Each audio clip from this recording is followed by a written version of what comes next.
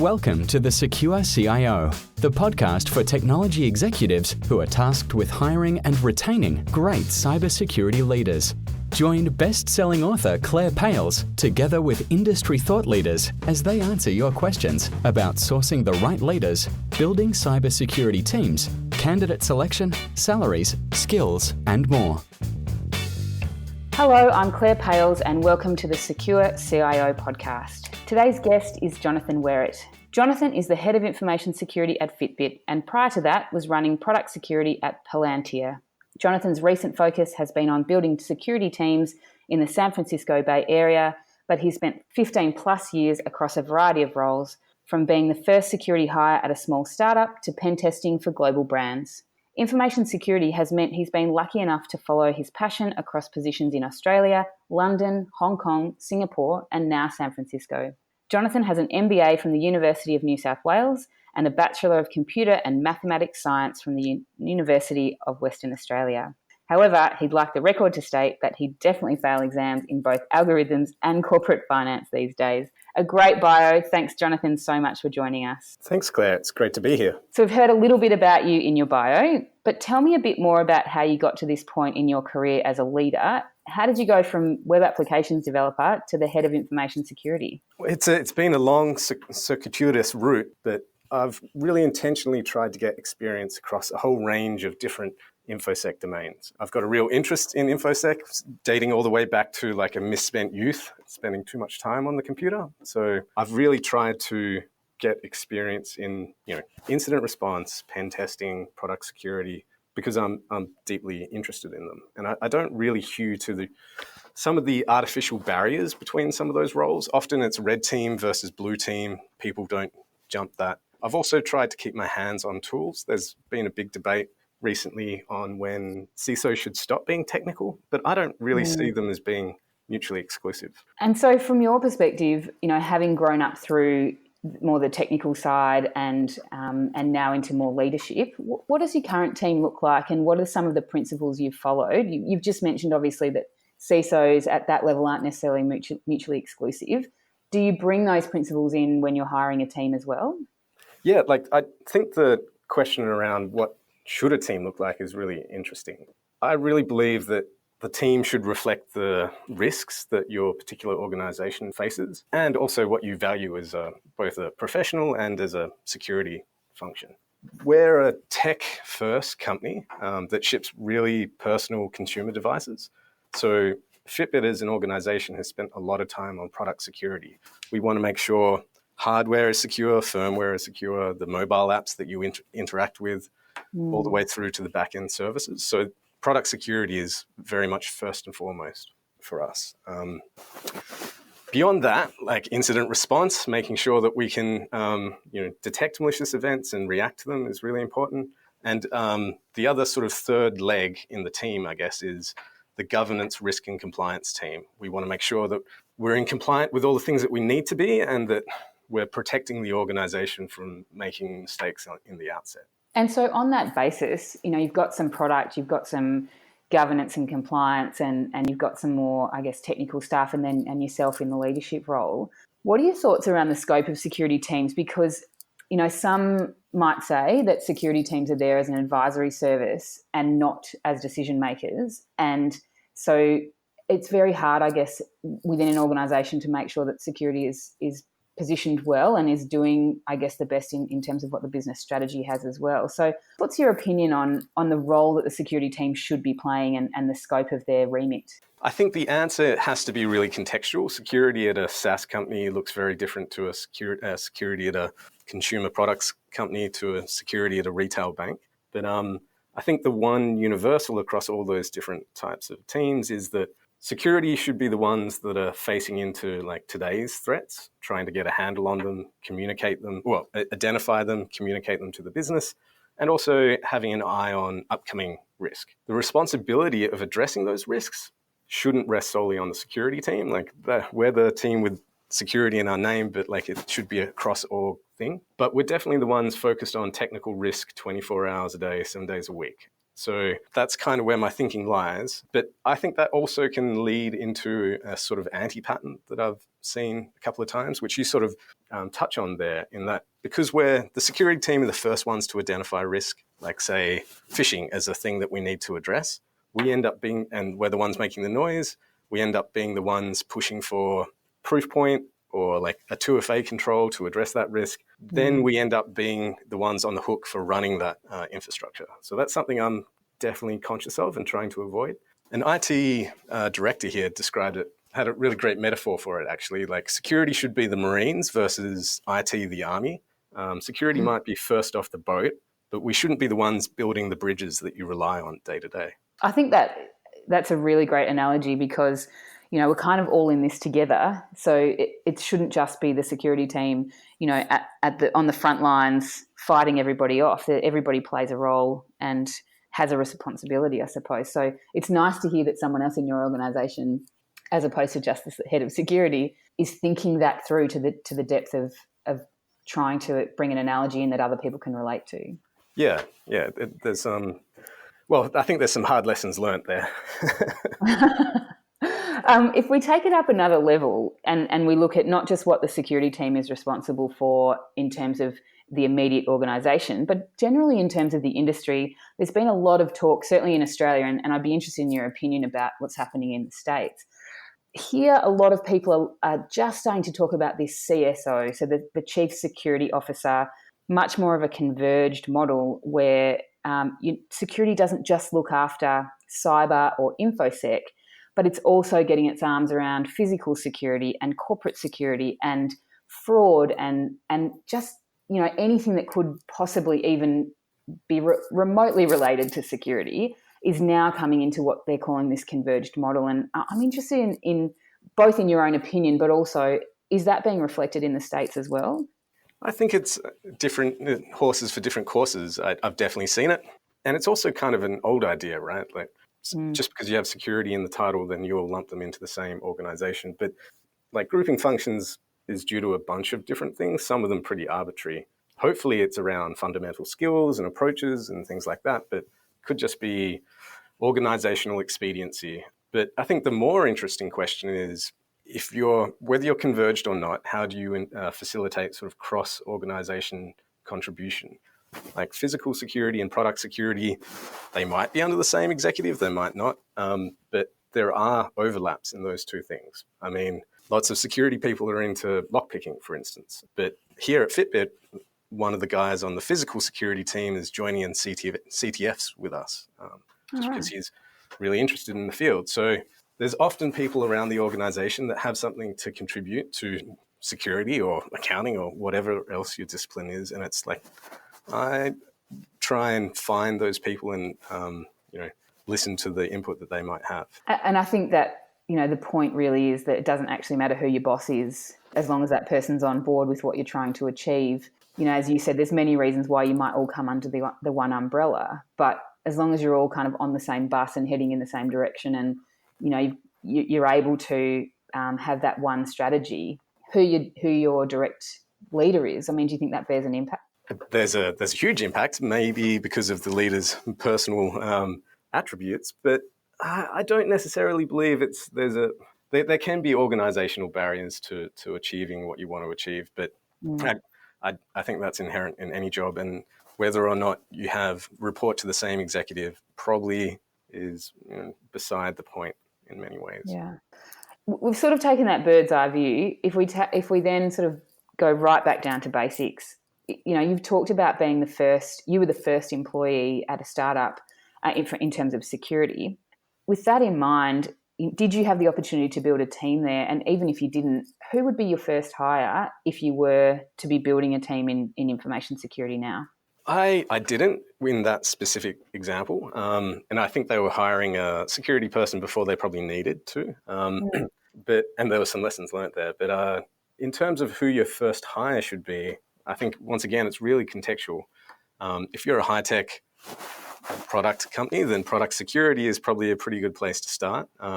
If you're targeting enterprise sales, then compliance requirements are going to get important really quickly. But they're the sort of tech skills, but I think sometimes the right decision isn't what tech skills to hire, but like what so-called soft skills you need to have on board to achieve what you want to achieve and to grow in the way that you want to grow.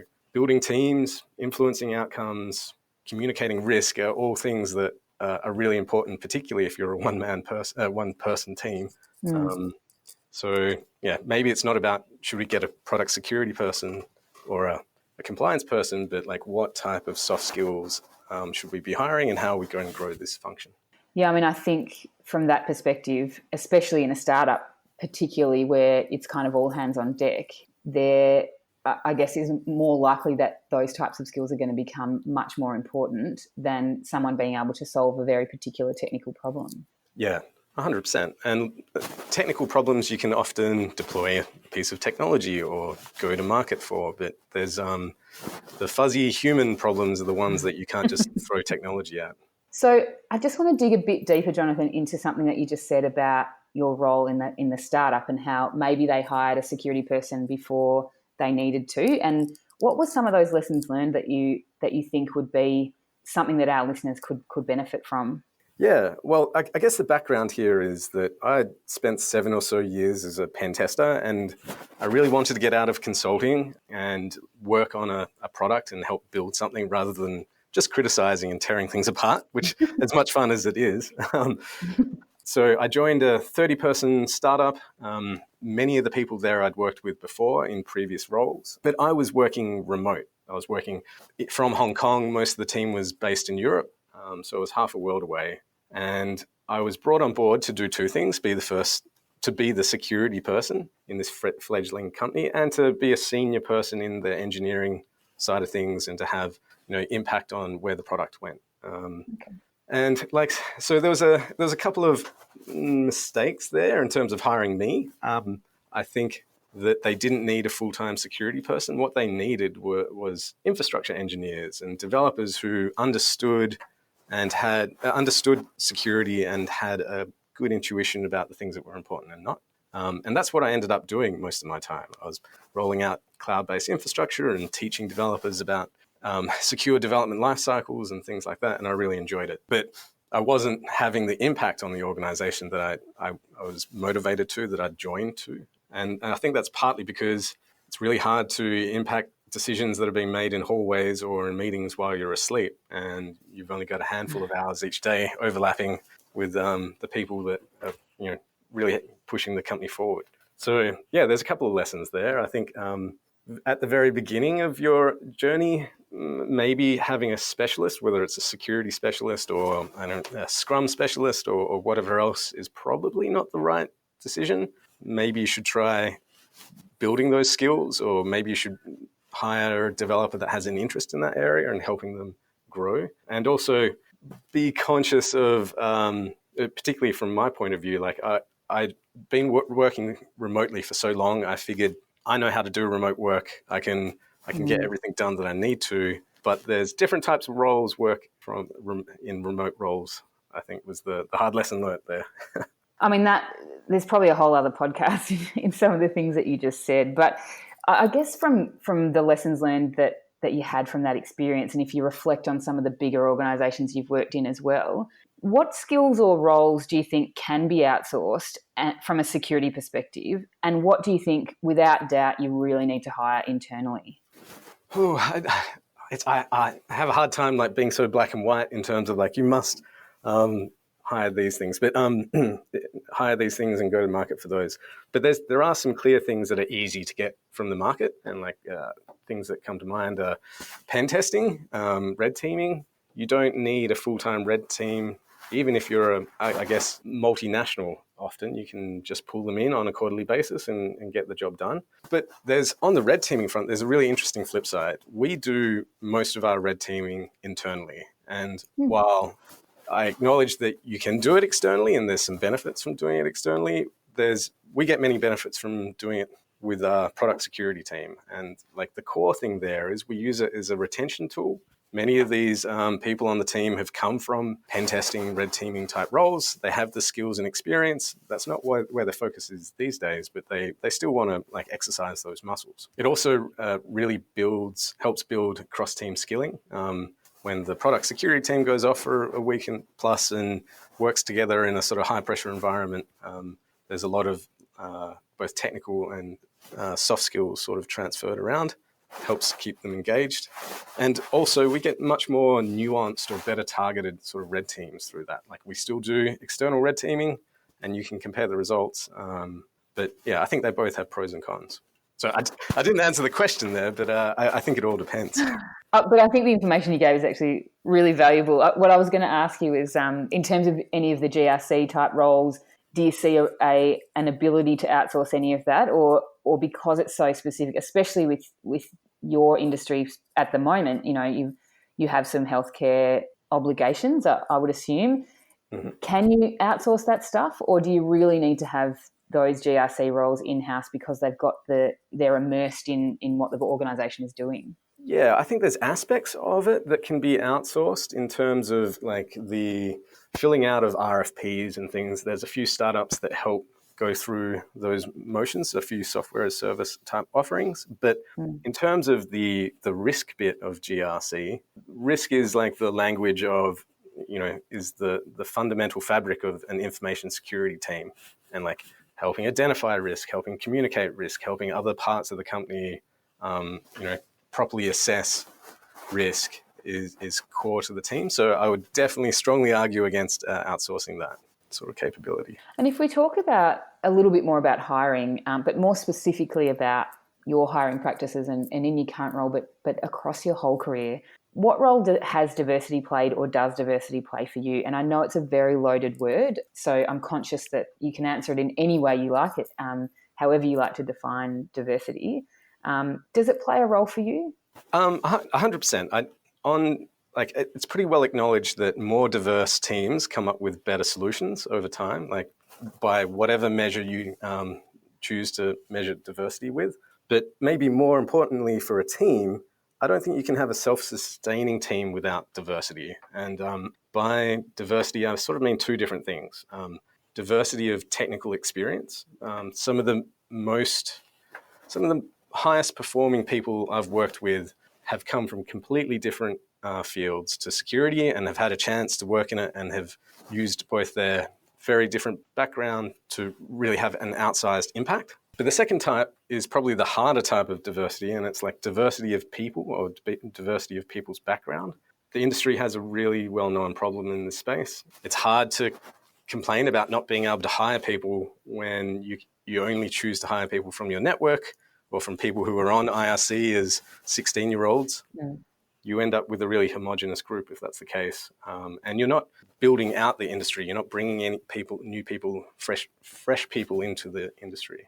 And I think that's an interesting point, because then when people get to leadership, there's this expectation by many organisations, and you only have to read job descriptions on LinkedIn or any of the job boards to see that a lot of organisations at the leadership level are trying to find, what some might call a unicorn. And so, at the lower levels, we're bringing people in and they're in kind of very siloed, same kind of demographics. And yet at the leadership level, there's this expectation that people have broad ranging experience and they can do everything from configuring a firewall to speaking to the board. What do you think about that? What advice would you give to an organisation that is trying to hire a leader that can just do it all? I wish them luck if they're doing that. But if leadership can only be done by people that have got experience across all the different disciplines in security or accounting or, I don't know, the legal side of things, then you're setting yourself up for failure. On the security side of things, no company can address all the risk that it faces, and no person can know every field or subspecialty. It's just saying that makes it pretty ridiculous. 3 years ago, the technology we were using is completely different to the technology we're using today, and in 3 years' time, it will have changed again. So I think rather than looking for a unicorn, have an idea of what you think the biggest risks are and what the most important skills will be in that person, and start optimizing for those. Business strategy is about choosing not to do things, and I think it's probably the same with hiring. We touched earlier a little bit on diversity and how our industry has some very well-known issues in that space. And I guess along those same lines is this skills crisis that they talk about globally. Do you think that diversity in particular is contributing to the skills crisis? I mean, why do you think we've gotten to this point, if you're a believer in the skills crisis? And have you got any ideas on how we might resolve this? Where can we source these people from to boost out the cybersecurity industry into the future? Yeah, it's hard to argue that that we don't have a skills crisis. Certainly, I've got many open roles if there's anyone that wants to apply. But I think what we need to be better at, and what my goal is as a CISO, is to build a team that can support and grow people from outside the field. It's not easy, and it doesn't take time, and it's not a quick fix, but I think it's probably the only way to deal with deficit of skilled people. Yeah, I've spoken about too often we hire people from our network, and we don't consider people from we don't give people enough opportunities from adjacent fields. But it's also a two-way street. Like, I wouldn't bring an intern in or someone who's from an adjacent field into the team if I didn't have the capacity and the budget and the time to train them and to give them space to learn. So I think that's probably why we've got here. Everyone needs to solve the problems that are in front of them today and get on with it, and not giving them and their team enough time to grow into those skills. Have you made any mistakes in your hiring across your career that you're willing to share? I don't have too many examples that I can... the main mistake I was thinking about was joining that team. And that wasn't so much a mistake in hiring as someone hiring me in... so I don't have a good response for this one at the moment, Claire. In the same vein, do you think that different organisations and different verticals experience different challenges and can make different mistakes? I mean, as a startup, it is really hard to know when is the right time to hire a security person. Do you think bigger organisations have those same challenges and potentially make the same mistakes? I think they make a whole range of different mistakes. So it's interesting being in the Bay Area, right? There's companies like Google and Netflix and Facebook that have budgets that seem infinite, and I've spoken to many people from those types of companies that have been working on really interesting problems, but that have such a small niche. So they go really deep, and then the project's done, they move on, and they've got this experience in building an internal vulnerability scanner, but it's not the type of problem that smaller teams are sort of facing into. So yeah, a large budget and ability to really solve all the things can also cause problems both for yourself and for the industry, I think. It's a really interesting perspective. I hadn't actually thought about it that much up until you just said that not only does it impact the organisation, but it also impacts the employee. We end up with these security professionals that have a very niche, very narrow, very important skill set for some organisations, but can potentially impact their employability when they try to move on. Yeah, it's something that I've tried to avoid in my own career, mainly because I'm interested in too many things. But certainly there's a lot of value in really owning a problem space, but you need to be clear about the breadth of that problem in terms of what you're going to do after the current thing, basically, I think. Yeah. What do you wish you had have known about building teams and being a leader when you started? What do you wish you could go back? What are the lessons you would tell your 20-year-old self so that, I guess you were wiser? Yeah. The one that comes to mind particularly that I've learned a couple of times and probably I'm still learning is that people are way more important than technology.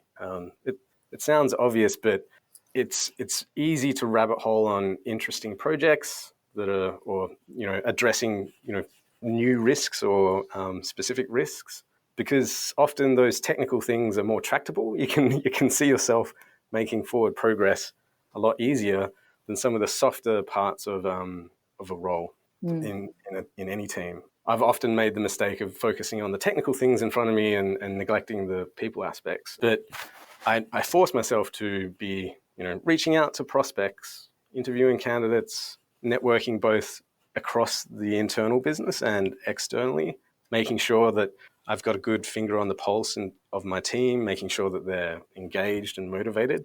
They're all things that at least don't come naturally to me, but I think they're really important. So I try and keep them at the forefront of my mind. And I think that probably makes a good leader, somebody who recognises, has a self-awareness that maybe that is not their strength or not an area that they consciously attend to day in, day out, and yet you make a concerted effort to make sure that you're really chipping away on the people stuff and making sure that your team are alive and kicking, I suppose. And yeah, it's great self-awareness, but also the makings of a great leader too. Thanks, Claire. I think I'm still learning, so you should ask my team. How can people find you, find out more about you? What are your details for people connecting with you online? I guess I'm on Twitter and pretty contactable that way. It's just my last name, Werrett, Werrett, on Twitter. Great. I want to thank you so much for joining us today, Jonathan. I've really enjoyed the conversation, and I think some of the key takeaways, many people would agree with some of the things that you've had to say, and there's a lot of learnings for people who are listening. So I really appreciate your time and look forward to chatting to you again. Thanks, Claire. It's been a pleasure. That's all we have time for today. Thanks so much for listening. For more information on all our guests, check out the show notes at thesecurecio.com, where you can also find more information on the Secure CIO framework and sign up for my newsletter. If you loved the show, please subscribe to the podcast and feel free to leave me a 5-star rating. I'll see you next week.